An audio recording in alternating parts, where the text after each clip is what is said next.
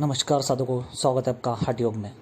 इस वीडियो में मैं आपको बताने वाला हूँ कुंडलिनी योग भाग 1। जी हाँ, ये वीडियो काफ़ी बड़ा होता था, इसलिए मैंने भाग 1 में इसे विस्तार से बताने की कोशिश की है, जिसमें पूरा कुंडलिनी क्या है, कैसे वहाँ काम करती है, उनसे क्या क्या सिद्धि मिलती है, कौन से चक्र होते हैं, उनसे क्या क्या सिद्धि मिलती है, किस तरह से ये पूरा विस्तार से करना है, वो योग कुंडलिनी योग इसमें बताया गया है। कुंडलिनी यद्यपि शक्ति स्वरूप भी हो तो भी उसके स्थान का वर्णन हठ योग के ग्रंथों में मिलता है। हम सब लोगों में वहाँ शक्ति सोई हुई या सुषुप्त अवस्था में रहती है। मूलाधार चक्र में कंद योनि या त्रिकोण नाम का एक अंग होता है, वही कुंडलिनी का स्थान है। इसका वर्णन शिव संहिता में भी इस प्रकार किया गया है। गुदादाम दुगलाशम मयिड़ वेगम गुलास्ततम एवं चास्ति समम कंदम समता चतुरंगलम। शिव संहिता 5वां श्लोक में बताया गया है अध्याय में।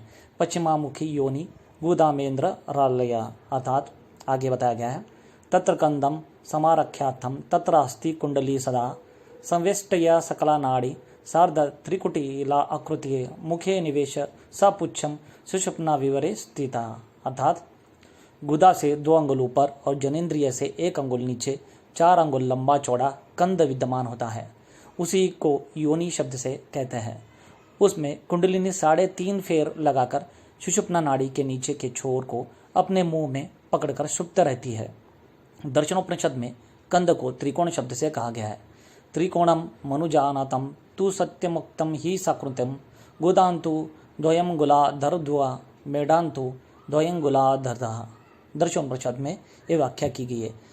इस वीडियो में मैंने बताने की कोशिश की है कि किन किन योग शास्त्रों में कुंडलिनी का किस तरह से विस्तार से वर्णन किया गया है और वहाँ कैसे सिद्ध करना है। तो चलिए आगे बढ़ते हैं। अन्य ग्रंथों में भी कंद का विस्तार से वर्णन मिलता है। इन सभी वर्णों से ऐसा कह सकते हैं कि हमारे शरीर में मेरुदंड के नीचे कमर के हिस्से में जो एक त्रिकोणाकृति हड्डी है, जिसको अंग्रेजी में सेंक्रम कहते हैं, वही हठ योग ग्रंथों में वर्णित कंद है। वह ऊपर से चौड़ा तथा नीचे से संकरा होता है। उसका नीचे का छोरा मूलाधार चक्र में होता है। इस त्रिकोण का उल्लेख करते हुए कुंडलिनी के स्थान का विस्तृत तथा निश्चित वर्णन षट चक्र निरूपण में इस प्रकार किया गया है। वजाख्या वक्त्रते देशी विलसति सातम कर्णिकाम मध्य संस्थम कोणम तत्र तेत्रुपराया तड़ि दीवा विलसत कोमलम कामरूपम कंददर्पो नाम वायुर्निवसति सततम सतस्य मध्ये समन्ता जीवेशो बंधु जीव प्रकरमहि भासम कोटि सूर्य प्रकाशम। ये बताया गया है षट चक्र निरूपणम योग विद्या या शास्त्र में कि इसका वर्णन क्या है, वो कंद किसे कहते हैं, कंद का महत्व यहाँ पर बताया गया है। वज्रख्या वक्त्र देशो विलसति संतत कर्णिका मध्य संस्थ कोणम तत्त्र पूर्वा तड़ि दीव विलसत कोमलम कामरूपम कंदर्पो नाम वायुर्निवसति सततम तस्य मध्ये समन्ता जच्च शिशो बंधुजीवर प्रकरमहि बहिम कोटि सूर्य प्रकाशः। षट चक्र निरूपण में 8वां अध्याय में बताया गया है। अर्थात वज्र नाड़ी के आरंभ में मूलाधार चक्र में त्रिकोण होता है, उसमें कंदर्प नाम का वायु होता है। इस त्रिकोण में स्वयंभू लिंग होता है। उसका वर्णन अगले 9वें श्लोक में किया गया है। सेक्रम के नीचे जो रीढ़ की अंतिम 3 हड्डियां एक दूसरे से जुड़ी हुई होती है, जिसको अंग्रेजी में कैक्सिस कहते हैं, शायद स्वयंभू लिंग का तात्पर्य उसी कैक्सिस से है, ऐसा कह सकते हैं।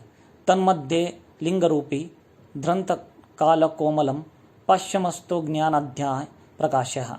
देखिए यहाँ पर विस्तार से बताने की कोशिश की है कुंडलिनी योग क्या है, कैसे कहाँ से शुरू होती है। कुंडलिनी प्रथम किसलयकार रूप स्वयंभू विद्युत्तम डिम्बम प्रकर करचनिस्तम संतानहासी काशिवासी विलासा विलसत्ति सरिदावर्त रूपश्चक्रकार। यहाँ पर बताया गया है उस उपनिषद में, जो हठ योग का उपनिषद में आता है। त्रिकोण में तप्त सुवर्ण के समान कांतिमान श्यामवर्ण पीछे की ओर मुख किया हुआ स्वयंभू शिवलिंग होता है। इस शिवलिंग के ऊपर कुंडलिनी 3.5 फेरे लगाकर सोई हुई रहती है। यह बात स्पष्ट रीति से अगले श्लोक में कही है। तस्य ध्योर्व विसंतुस्तर्दर्लक्ष्यस्त्वा जगन्मोहिनी ब्रह्मद्वार मुखम मुखेम मलरम सांचितायिनी स्वयं शंकरवर्तिनाभा नवीन चंपला सामा विलासस्यस्ता सुप्त सर्पसभा शिवोपरि लस्तधार त्रिवृत्त कृतिः। ये भी आगे बताया गया है। इसका अर्थ उस स्वयंभू लिंग के ऊपर सुषुप्ना नाड़ी का छोर अपने मुंह में लेकर 3.5 फेरे लगाकर कुंडलिनी सोई हुई रहती है। कुंडलिनी का सुप्त अवस्था के कारण मनुष्य के चित्त में अज्ञात व्याप्त है। कुंडलिनी शक्ति को जगाने से वह अपनी कुटिल रूप त्याग कर सरल हो जाती है और सुषुप्ना के मध्य मार्ग से ऊपर की ओर अग्रसर होती है। उसके मार्ग में विद्यमान चक्रों का भेद करते हुए जब वह सहस्त्रार चक्र में स्थित परम शिव के साथ एक रूप होती है, तब साधक को समाधि की अवस्था में परम ज्ञान होता है। इसका समग्र वर्णन योग के अनेक ग्रंथों में उपलब्ध है। केवल कुंभक अर्थात इच्छा के अनुसार कितनी भी देर तक श्वास क्रिया को रोकने की शक्ति होना, यह कुंडलिनी शक्ति के जागृत होने का एक लक्षण है। तो देखिए यहाँ पर बताया गया है, कितना विस्तार से, कितना सही बताया। ध्यान से सुनिए, समझे। नहीं समझ आया तो मुझे कमेंट्स करें, मैं आपको बता दूंगा, समझा दूंगा। आगे देखिए श्लोक, कुंडलिनी महाशक्ति की वैज्ञानिक व्याख्या। यहाँ पर वैज्ञानिक व्याख्या कुंडलिनी महाशक्ति का क्या है वो बताने की कोशिश की है। कुंडलिनी शक्ति को अच्छी तरह समझने के लिए श्वास क्रिया और सुषुप्ना शीर्षक मेडुला ऑफ लोंगलेटा का विस्तृत अध्ययन आवश्यक है। पाश्चात्य वैज्ञानिक अभी तक इतना ही जान पाए हैं कि नाक से ली हुई सांस गले से होती हुई फुफ्फुसों यानी कि फेफड़ों तक पहुंचती है।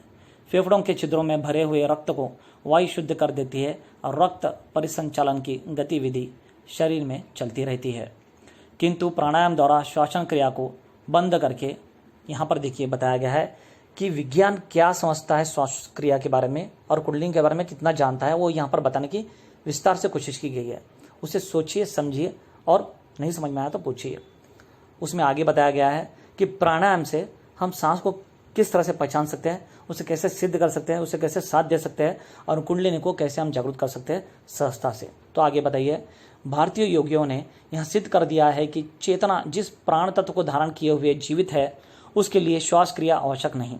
सांस ली हुई हवा का स्थूल भाग ही रक्त शुद्धि का काम करता है।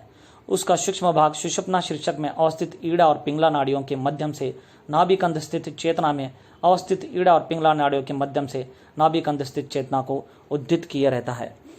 गोरक्ष पद्धति के श्लोक 48 में इस क्रिया को शक्तिशालिनी महामुद्रा, नाड़ी शोधन आदि नाम दिए हैं और लिखा है कि सामान्य अवस्था में ईड़ा और पिंगला नाड़ियों का शरीर की जिस ग्रंथि या इंद्रियों से संबंध होता है, मनुष्य उसी प्रकार के विचारों से प्रभावित होता रहता है। इस अवस्था में नाड़ियों का अपना कोई क्रम नहीं होता, किंतु जब विशेष रूप से प्राणायाम से प्राणवायु को धोंका जाता है तो ईड़ा और पिंगला समस्वर में प्रभावित होने लगती है। इस अवस्था के विकास के साथ साथ नाभिकंध के प्रकाश स्वरूप गोला भी विकसित होने लगता है। तो देखिए यहाँ पर कितना विस्तार से बताने की कोशिश की है कि क्या है प्राण क्रिया का वैज्ञानिक स्तर पर। उससे प्राण शक्ति का विद्युत शक्ति के समान निःसृत होता है। चूंकि सभी नाड़ियां इसी भाग से निकलती है, इसलिए वहाँ इस ज्योति गोले के संस्पर्श में होता है। सभी नाड़ियों में वहाँ शिवव्यापी शक्ति झरने से सारे शरीर में वहाँ तेज ओजस के रूप में प्रकट होने लगता है। इंद्रियों में वही बल के रूप में, नेत्रों में चमक के रूप में परिलक्षित होता है। इस प्राण शक्ति के कारण प्रबल आकर्षक शक्ति पैदा होती है। यह शक्ति नाभि प्रदेश में प्रस्फुटित होती है और चूंकि कटी प्रदेश में इसी के समीप है, इसलिए वहाँ भाग अधिक शीघ्र और तेजी से प्रभावित होता है। इसलिए यौन शक्ति केंद्रों को नियंत्रित में रखना अधिक आवश्यक होता है। साधना की अवधि में इसलिए संयम पर अधिक जोर दिया जाता है, जिससे कुंडलिनी शक्ति का फैलाव उदरगामी हो जावे। उसी से ओज की वृद्धि होता है, ना कि अधोगामी।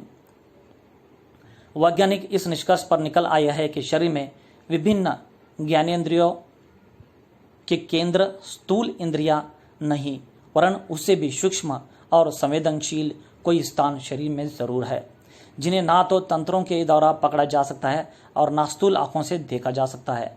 वे अत्यंत शक्तिशाली, महत्वपूर्ण और अनेक रहस्यों से परिपूर्ण है और शक्तिशाली है। शरीर पिंड में उसके जीव कोश, रसायन, हार्मोन, जीन्स आदि की अपनी सुविस्तृत व्यवस्था है।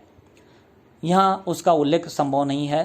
चर्चा मात्र मेरुदंड की और उसके दोनों सिरों की पोल्स की हो रही है।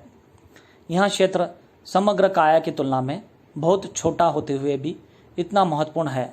देखिए यहाँ पर विस्तार से बताने की कोशिश की है कि वैज्ञानिक रीति से कुंडलिनी शक्ति क्या है, रीढ़ की हड्डी कैसे योग में ज़्यादा महत्व है। तो बस इतना ही आपको बताना था।